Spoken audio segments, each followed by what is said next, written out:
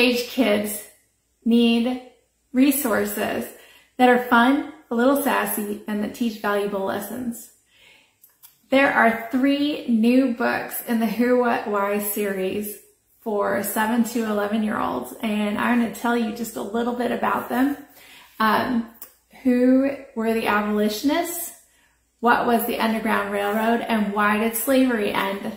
Are available for your kids to learn more about the modern church age. During the modern church, we've seen the rise of missions and evangelism. We've also seen tough regimes and oppression, and we saw people rise up and fight against chattel slavery, using scripture as their basis to love their neighbor as themselves. So you can find out more about the Who, What, Why series at whowhatwhyseries.com.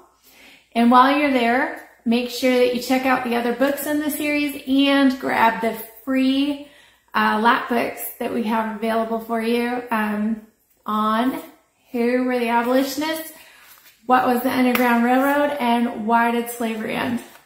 whowhatwhyseries.com. My name is Danica Cooley. Thank you.